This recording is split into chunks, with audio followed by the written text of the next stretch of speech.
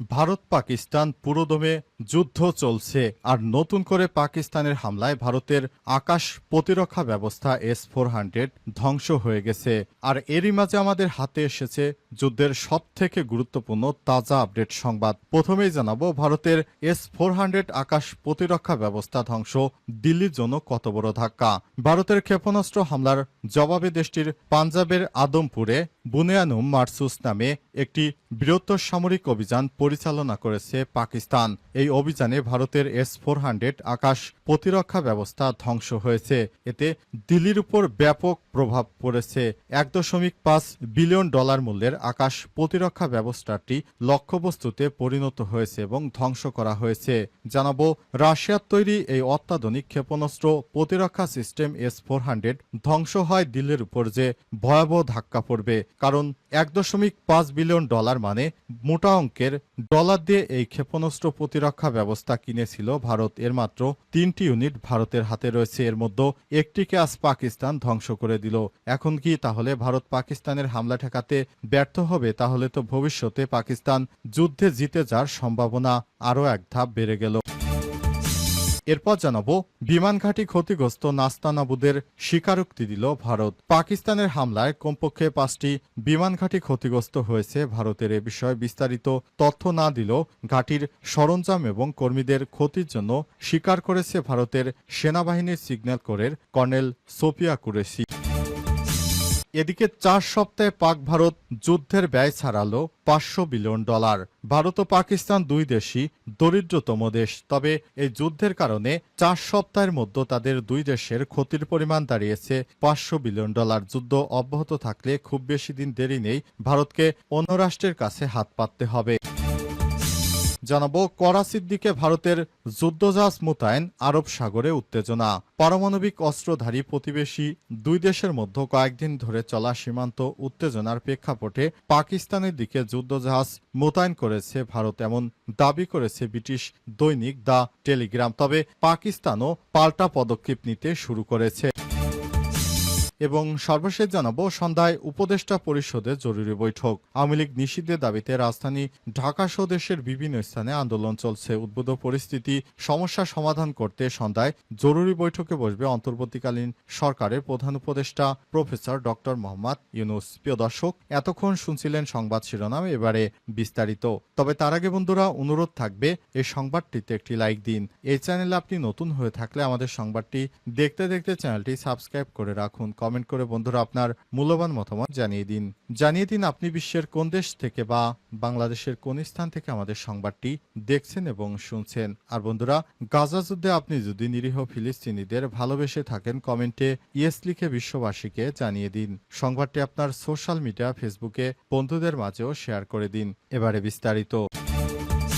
5 বিমান ঘাঁটি ক্ষতিগ্রস্ত, নাস্তানাবুদের স্বীকারোক্তি দিল ভারত। পাকিস্তানের পাল্টা হামলায় কমপক্ষে 5টি বিমান ঘাঁটি ক্ষতিগ্রস্ত হয়েছে। এ বিষয়ে বিস্তারিত তথ্য না দিলেও ঘাঁটির সরঞ্জাম এবং কর্মীদের ক্ষতির তথ্য স্বীকার করেছে ভারতের সেনাবাহিনীর সিগন্যাল কোরের কর্নেল সোফিয়া কুরেশি। আজ এক সংবাদ সম্মেলনে তিনি জানান, পাকিস্তান 26টিরও বেশি স্থানে হামলা চালিয়েছে। বেশিরভাগ প্রতিহত করলেও কিছু স্থানে ক্ষেপণাস্ত্র আঘাত হানে। খবর টাইমস অফ ইন্ডিয়ার। কুরেশি উইং কমান্ডার বমিকা সিং এবং পররাষ্ট্র সচিব বিক্রম মিস্ত্রির সঙ্গে এক সংবাদ সম্মেলনে এসব কথা বলেছেন। এর আগে ভারত ও পাকিস্তানের 3টি বিমান ঘাঁটিতে গভীর রাতে হামলা চালিয়েছে। ভোরেও হামলা অব্যাহত রাখে পাকিস্তান সেনাবাহিনী। কর্নেল সোফিয়া কুরেশি বলেছেন, পাকিস্তান 26টিরও বেশি স্থানে আকাশ পথে অনুপ্রবেশের চেষ্টা করেছে এবং তারা উধমপুর, পাঠানকোট, আদমপুর, ভুজ এবং ভাতিন্ডার বিমান ঘাঁটিতে আমাদের সরঞ্জাম ও কর্মীদের ক্ষতি করেছে। উইং কমান্ডার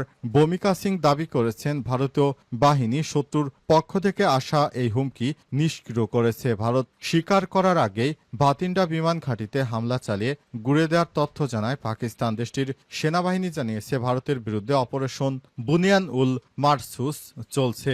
অভিযানে ফাত্তা মিসাইল সহ ভারী অস্ত্র ব্যবহার করছে পাকিস্তান। ভোরেই পাঠানকোট, উধমপুর এবং ব্রাহ্মস ক্ষেপণাস্ত্র সংরক্ষণাগার সফলভাবে ধ্বংস করে দিয়েছে পাকিস্তান। এ সময় আরেকটি উল্লেখযোগ্য ঘটনা হলো ভারতের ভাতিন্ডা বিমান ঘাঁটি ধ্বংস করে দিয়েছে পাকিস্তান। পাকিস্তানের সামরিক বাহিনী আরও জানিয়েছে ভারতের বিরুদ্ধে একাধিক ক্ষেপণাস্ত্র ব্যবহার করা হয়েছে, যার মধ্যে রয়েছে ফাত্তা-1, ফাত্তা-2। এসব প্রতিহত করতে পারেনি ভারতের আকাশ প্রতিরক্ষা ব্যবস্থা S-400। জানা গেছে ভারতের একটি S-400 ব্যাপকভাবে গুঁড়িয়ে দিয়েছে পাকিস্তান যোদ্ধারা। 4 সপ্তাহে পাক ভারত যুদ্ধের ব্যয় ছাড়ালো $500 বিলিয়ন। ব্যাপক যুদ্ধ ব্যয়ে বিপর্যস্ত ভারত পাকিস্তান। ভারত ও পাকিস্তানের মধ্যকার চলমান সংঘর্ষ দুই দেশকেই বিপুল ভারতের S-400 আকাশ প্রতিরক্ষা ব্যবস্থা ধ্বংস দিল্লির জন্য কত বড় ধাক্কা। ভারতের ক্ষেপণাস্ত্র হামলার জবাবে দেশটির পাঞ্জাবের আদমপুরে বুনিয়ানুম মারসুস নামে একটি বৃহত্তম সামরিক অভিযান চালিয়েছে পাকিস্তান। এই অভিযানে ভারতের সেই কাঙ্ক্ষিত S-400 আকাশ প্রতিরক্ষা ব্যবস্থা ধ্বংস হয়েছে বলে দাবি করেছে পাকিস্তানি সেনাবাহিনী।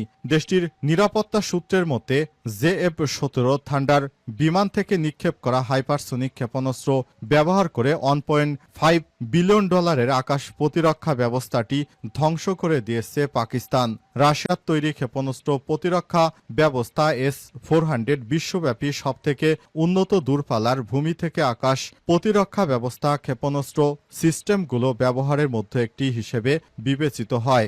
জাতীয় সংবাদ মাধ্যম NDTVর মতে এই ব্যবস্থাটি বিমান, ক্রুজ ক্ষেপণাস্ত্র এবং ব্যালিস্টিক ক্ষেপণাস্ত্র সহ বিভিন্ন ধরনের হুমকি প্রতিহত করতে পারে।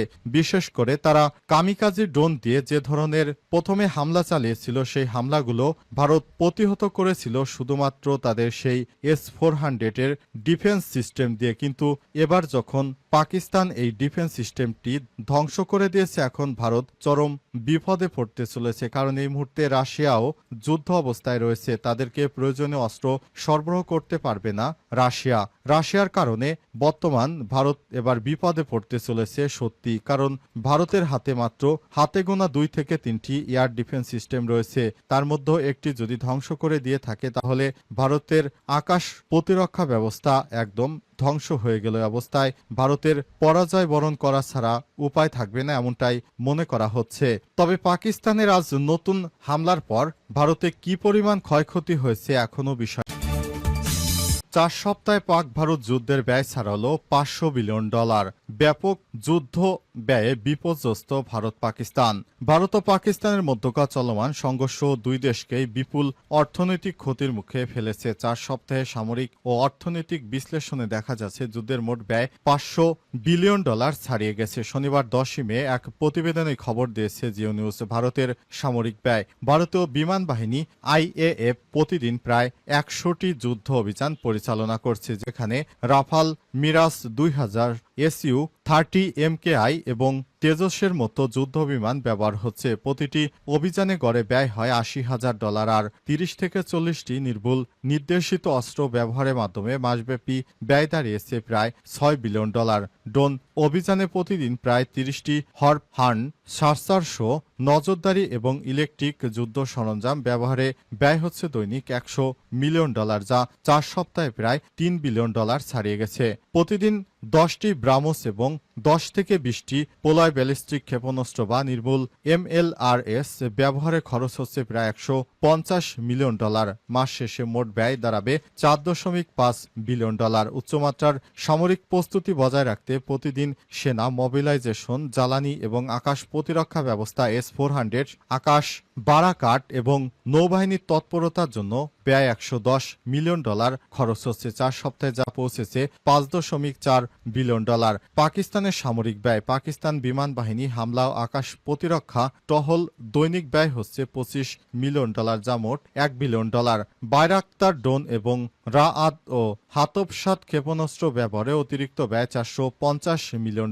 সীমান্ত সতর্কতা, রাডার, সাম, গোয়েন্দা ও সিগন্যাল ইন্টেলিজেন্স কার্যক্রমের জন্য প্রতিদিন খরচ হচ্ছে $15 মিলিয়ন, যা 4 সপ্তাহে দাঁড়িয়েছে $450 মিলিয়ন। ভারতের পরোক্ষ অর্থনীতির ক্ষতি, জিডিপির ক্ষতি $150 বিলিয়ন। আর্থিক বাজারের অস্থিরতা ও মুদ্রার অবমূল্যায়ন $90 বিলিয়ন।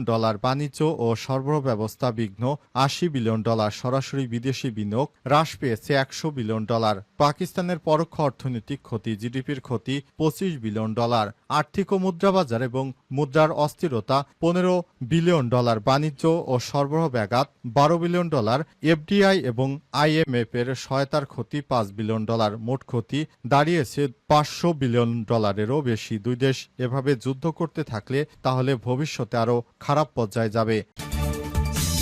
সন্ধ্যায় উপদেশ